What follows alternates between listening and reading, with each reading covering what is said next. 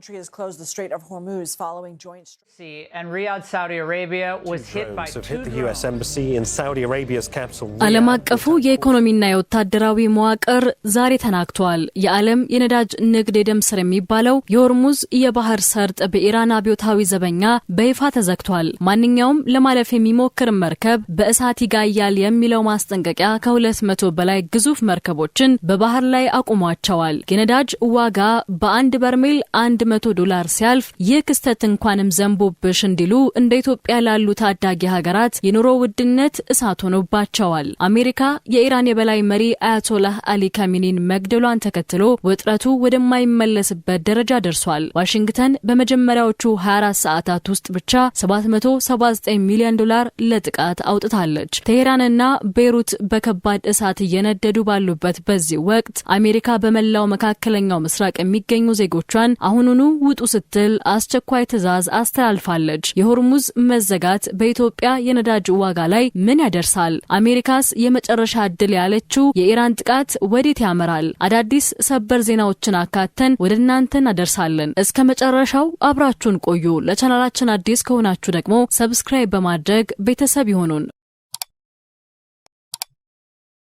ወደ ዝርዝር ጉዳዮቹ እንለፍ። ዓለም በአሁኑ ሰዓት ታይቶ የማይታወቅ ታሪካዊና ኢኮኖሚያዊ ድንጋጤ ውስጥ ወድቃለች። ለዘመናት የዓለም ኢኮኖሚ የደም ስር እየተባለ የሚጠራው የሆርሙዝ የባህር ሰርጥ በኢራን መንግስት በይፋ መዘጋቱ ተበስሯል። ይህ እርምጃ ተራ ወታደራዊ ውሳኔ ሳይሆን መላውን ዓለም ወደ ከፋ የኢነርጂና የሸቀጦች ቀውስ የሚከት የኢኮኖሚ ቦምብ እንደሆነ ተነግሯል። የኢራን አብዮታዊ ዘበኛ ከፍተኛ ባለስልጣናት መተላለፊያ መስመሩን ቴሄራን ሙሉ በሙሉ መዝጋቷን ለዓለም አስታውቀዋል። የአብዮታዊ ዘበኛ ዋና አዛዥ አማካሪ ሆኑት ብርጋዴር ጀነራል ኢብራሂም ጀባሪ ለኢራን የመንግስት መገናኛ ብዙሃን በሰጡት መግለጫ የሆርሙዝ ሰርጥ አሁን ተዘግቷል። ከእንግዲህ በዚህ ሰርጥ ለማለፍ የሚሞክር ማንኛውም መርከብ በአብዮታዊ ዘበኛውና በመደበኛው የባህር ኃይል በእሳት ይጋያል ሲሉ እጅግ ኃይለኛና አስፈሪ ማስጠንቀቂያን ሰጥተዋል። ይህ ማስጠንቀቂያ ለንግድ መርከቦች ብቻ ሳይሆን ሰርጡን ለማስከፈት ለሚሞክሩ የውጭ ኃይሎች ጭምር የተላከ ቀጥተኛ ዛቻ ነው። ይህንን የኢራን ድንገተኛ እርምጃ ተከትሎ በዓለም አቀፍ የንግድ እንቅስቃሴ ላይ ከፍተኛ መናወጥ ተፈጥሯል። በትልልቅ የጭነት መርከብ ድርጅቶች ላይ በነገሰው ስጋት ምክንያት በሰርጡ በኩል የሚደረጉ ጉዞዎች በአስቸኳይ እንዲቆሙ ተደርገዋል። እንደ ሮይተርስ ዘገባ ከሆነ በአሁን ሰዓት ከ200 በላይ ግዙፍ የጭነትና የነዳጅ መርከቦች ጉዟቸውን አቋርጠው በሰርጡ ዙሪያ ደንግጠው ለመቆም ተገደዋል። መርከቦቹ ወደፊት መጓዝ በእሳት መጋየትን መምረጥ ስለሆነባቸው የባህር ላይ ትራፊኩ ሙሉ በሙሉ ሽባ ሆኗል። የሆርሙዝ ሰርጥ መዘጋት ትርጉሙ ለዓለም እጅግ የከፋ ነው። ይህ ሰርጥ በየቀኑ በዓለም አቀፍ ደረጃ ጥቅም ላይ የሚውለውን 20% የነዳጅ መጠን የሚያስተላልፍ ብቸኛ መስመር ነው። ይህ መስመር በመዘጋቱ ምክንያት በዓለም ገበያ ላይ ያለው የነዳጅ አቅርቦት በከፍተኛ ሁኔታ የሚቀንስ ሲሆን ይህም የነዳጅ ዋጋውን በአንድ በርሜል $100 በላይና ከዚያም በላይ ሊሰቅለው እንደሚችል የኢኮኖሚ ባለሙያዎች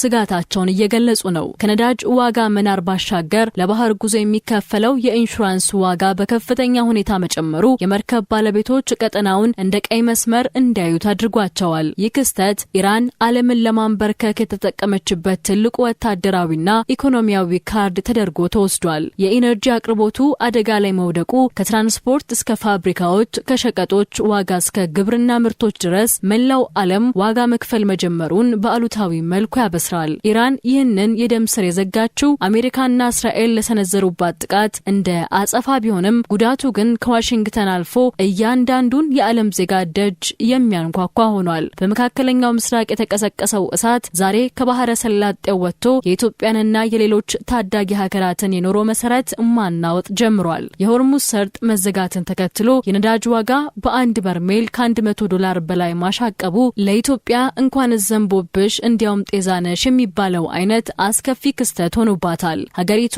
ቀድሞውኑ በውስጥ ኢኮኖሚ ጫናና በውጭ ምንዛሬ እጥረት እየተፈተነች ባለችበት በዚህ ወቅት ይህ ዓለም አቀፍ ንረት እንደ ሰደድ እሳት የዜጎችን ኑሮ ሊበላው አድብቷል። የኢትዮጵያ መንግስት ከቅርብ ጊዜ ወዲህ የነዳጅ ድጎማን ደረጃ በደረጃ ለማንሳት በወሰነው ውሳኔ መሰረት የነዳጅ ዋጋ በአሳሳቢ ደረጃ ከፍ ብሎ በሚገኝበት በዚህ ሰዓት ይህ የሆርሙዝ ቀውስ ሌላ የራስ ምታት ሆኗል። መንግስት በነዳጅ ላይ የሚያደርገውን ድጎማ በመቀነሱ ምክንያት የነዳጅ ዋጋ ቀድሞውኑ የሰማይ ጥግ በደረሰበት ሁኔታ አሁን በዓለም ገበያ ላይ የተከሰተው የ20 በመቶ የአቅርቦት መታገድ በሀገር ውስጥ ያለውን የዋጋ ግሽበት ወደማይቆጣጠሩት ደረጃ ሊሰቅለው ይችላል የሚል ከፍተኛ ስጋትን ፈጥሯል። ይህ ንረት በተለይ በትራንስፖርት ዘርፉ ላይ የሚፈጥረው ጫና ቀላል አይደለም። የታሪፍ መጨመርን ተከትሎ የሰፊው ህዝብ የዕለት ተዕለት እንቅስቃሴና የሸቀጦች ዝውውር ሽባ የመሆን አደጋ ተጋርጦበታል። የኢራንና የአሜሪካ እልህ መጋባት ዝሆኖች ሲጣሉ የሚጎዳው ሳሩ ነው እንደሚባለው እንደ ኢትዮጵያ ያሉ ነዳጅ ገዢ ሀገራትን እያደቀቀ ይገኛል። በየቀኑ ከሚቀርበው የዓለም ነዳጅ 20 በመቶ በሆርሙዝ ሰርጥ የሚያልፍ በመሆኑ ሰርጡ ተዘጋ ማለት የኢትዮጵያ ኢንዱስትሪ እንቅስቃሴ፣ የግብርና ምርቶች ስርጭትና የግንባታ ዘርፉ በቀጥታ ይመታሉ ማለት ነው። የመርከቦች የኢንሹራንስ ዋጋ መጨመር ደግሞ ወደ ሀገር ውስጥ የሚገቡ ምርቶችን ዋጋ በ2 እና በ3 እጥፍ እንዲጨምር በማድረግ የኑሮ ውድነቱን ይበልጥ ያከፋዋል። እዚህ ጋር የሚነሳው ትልቁ ጥያቄ የሀያላን ሀገራት ፖለቲካዊ ሽኩቻ ለምን የደሃ ሀገራትን ጉሮሮ ይዘጋል የሚለው ነው። ኢራን ሰርጡን የዘጋችው ለህልውናዬ ነው ስትል አሜሪካ ደግሞ በ24 ሰዓት ውስጥ $779 ሚሊዮን የምታፈሰው የበላይነቷን ለማስከበር ነው። በዚህ መሃል ግን የኢትዮጵያ ታክሲ ተራ ላይ የሚሰለፈው ተሳፋሪ ምርቱን ወደ ገበያ ለመውሰድ ነዳጅ ያጣው አርሶ አደርና የልጆቿን የቀን ጉርስ ለመሸፈን የምትታገለው እናት የዚህ እልህ መጋባት ዋነኛ ሰለባ ሆነዋል። የቀውስ በኢትዮጵያ ኢኮኖሚ ማሻሻያ ሂደት ላይ የሚጥለው ጥላና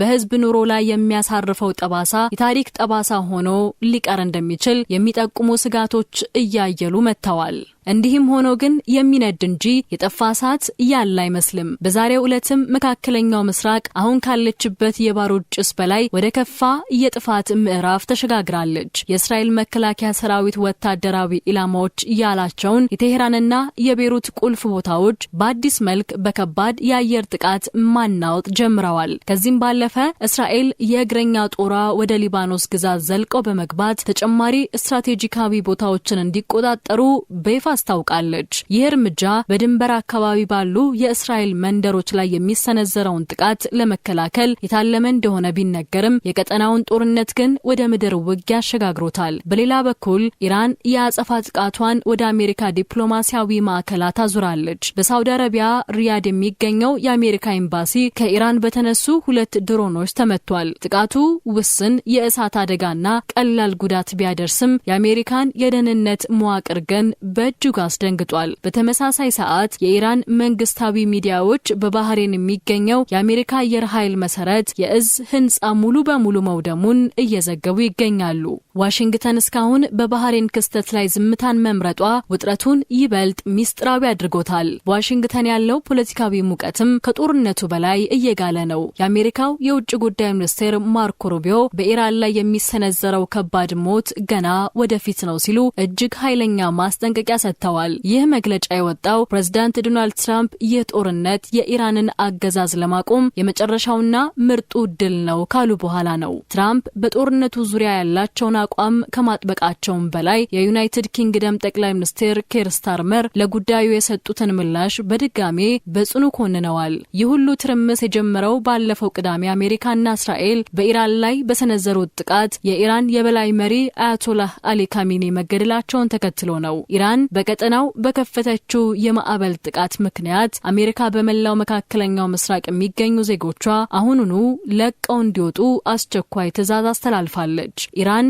የዓለም ኢኮኖሚ ደም ስር የሆነውን የሆርሙዝ ሰርጥ በመዝጋት ዓለምን ለማንበርከክ በምትሞክርበት በዚህ ወቅት አሜሪካ በበኩሏ እጅግ ዘመናዊና ውድ የሆኑ የጦር መሳሪያዎቿን በማዝመት ታይቶ የማይታወቅ ምላሽ እየሰጠች ትገኛለች። አሜሪካ በኢራን ላይ በከፈተችው ወታደራዊ ጥቃት በመጀመሪያዎቹ 24 ሰዓታት ውስጥ ብቻ $779 ሚሊዮን ገደማ ወጪ ማድረጓን የአናዶሉ የዜና ወኪል መረጃዎችን ጠቅሶ ሚድል ኢስት ሞኒተር ዘግቧል። ይህ ግዙፍ ወጪ የአሜሪካ የ2026 መደበኛ የመከላከያ በጀት 0.1 በመቶ ያህሉን የሚሸፍን ሲሆን ይህም በጦርነቱ የመጀመሪያ ቀን የታየው ወታደራዊ ዝግጁነት ምን ያህል ከፍተኛ እንደሆነ ያሳያል። የዚህ ወጪ ዋነኛ ምክንያት በጥቃቱ ላይ የተሰማሩት እጅግ ዘመናዊ መሳሪያዎችና ያከናወኑት ተልዕኮ ስፋት ነው። ለምሳሌ 4 የቢቱ ስውር ቦምብ ጣይ አውሮፕላኖች ከአሜሪካ ሚዝሮ ግዛት ተነስተው ጥቃት ለማድረስ ብቻ 30.2 ሚሊዮን ዶላር ወጪ ተደርጎባቸዋል። ከዚህም ባለፈ